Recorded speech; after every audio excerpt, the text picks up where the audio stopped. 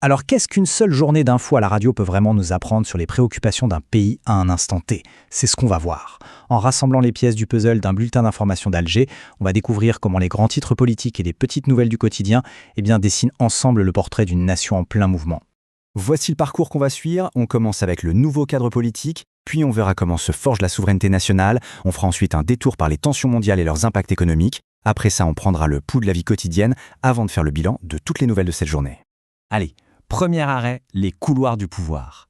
Il se passe quelque chose d'important. Une série de nouvelles lois est sur le point de redéfinir les règles du jeu politique en Algérie. Regardons ça de plus près. 5, c'est le nombre de lois majeures qui ont été adoptées par l'Assemblée en une seule et même session. C'est un chiffre assez marquant qui envoie un signal très clair, celui d'une volonté de réforme et d'une réforme accélérée.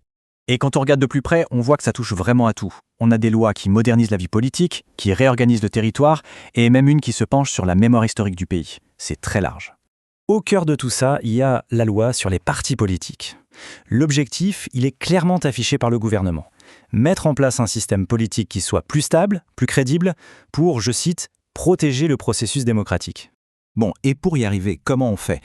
La loi s'organise autour de 3 grands axes. D'abord, plus de transparence financière. Ensuite, encourager une meilleure participation des jeunes et des femmes. Et enfin, un grand coup de modernisation avec la numérisation des procédures. Mais cette volonté de renforcer l'État, elle ne s'arrête pas aux lois politiques, non. Elle s'étend à l'idée même de souveraineté nationale. Et c'est intéressant parce qu'on regarde à la fois vers les technologies du futur et vers les blessures du passé. Le premier volet de cette souveraineté, il est donc technologique. Le gouvernement a décidé de mettre l'accent sur l'autonomie industrielle, et il le fait dans un secteur qui est, on s'en doute, hautement stratégique. Concrètement, ça se traduit par la création de 3 nouvelles entreprises d'État, toutes rattachées au ministère de la Défense.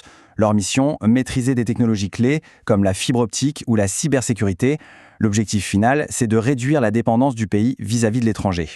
Et en même temps, au même moment où on pousse vers les technologies d'avenir, le Parlement adopte une autre loi. Une loi qui, elle, s'attaque à une profonde et douloureuse blessure historique.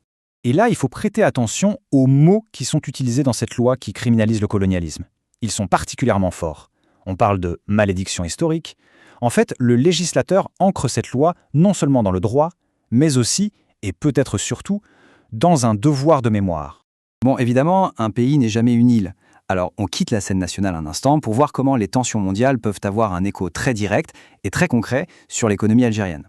On est au 10e jour d'une escalade militaire au Moyen-Orient. Et là, en pleine conférence de presse, une simple petite phrase de Donald Trump a suffi à provoquer une véritable onde de choc sur les marchés mondiaux. Et l'impact de ces quelques mots, regardez, il a été immédiat et même spectaculaire. Le prix du pétrole Brent a dévissé de plus de 10%. C'est la preuve, s'il en fallait une, de l'incroyable volatilité des marchés. Alors, les analystes qui étudient le conflit suggèrent que l'Iran ne cherche pas vraiment une victoire militaire classique. Sa stratégie, elle serait plutôt d'épuiser l'adversaire sur le plan économique. C'est une tactique bien connue, la guerre d'usure. L'idée est assez simple en fait. Il s'agit d'utiliser massivement des drones et des missiles qui sont peu coûteux à produire pour saturer les systèmes de défense adverses, qui eux coûtent une fortune. C'est une façon d'éviter une confrontation directe dans les airs, un domaine où l'Iran se sait moins puissant. Allez, on revient sur le terrain, en Algérie. Parce que loin de toutes ces stratégies mondiales, la vie de tous les jours, elle, continue. Et les nouvelles du jour, elles reflètent aussi les préoccupations et les passions du quotidien. Plus de 43 000. C'est le nombre de pèlerins algériens qui préparent actuellement le Hadj de 2026. Ça donne une idée de l'entreprise logistique absolument massive que ça représente. Mais ce jour-là, pour beaucoup d'Algériens, la préoccupation était sans doute bien plus immédiate, et elle venait du ciel. Une alerte météo importante annonçait de fortes pluies et même de la neige sur les reliefs. Et puis, pour finir la journée, une note un peu plus légère. Une note de musique même. Le bulletin d'information met en lumière une soirée qui s'annonce vibrante à l'Opéra d'Alger pour célébrer la richesse des traditions musicales du pays. Alors, si on met tout ça bout à bout, les réformes politiques, les tensions économiques, la météo, la culture, qu'est-ce que cette mosaïque d'informations nous dit vraiment sur l'Algérie d'aujourd'hui? Ce qui se dessine, c'est le portrait d'une nation qui semble jouer sur 2 fronts en même temps. D'un côté, il y a de profondes réformes internes à gérer, et de l'autre, il faut naviguer, trouver sa place dans un monde qui est de plus en plus complexe et interconnecté. C'est ça qui est fascinant. On pourrait croire que toutes ces nouvelles n'ont rien à voir les unes avec les autres. Mais en fait, de la loi votée au Parlement jusqu'au prix du baril de pétrole, du pèlerinage à la musique, tout est connecté. Tout ça dessine le portrait cohérent d'une nation. Et ça nous laisse finalement avec cette question. Si une seule journée de nouvelles en apparence banales peut nous en apprendre autant, qu'est-ce qu'on manque en ne prêtant pas assez attention aux récits du quotidien, que ce soit ici ou ailleurs.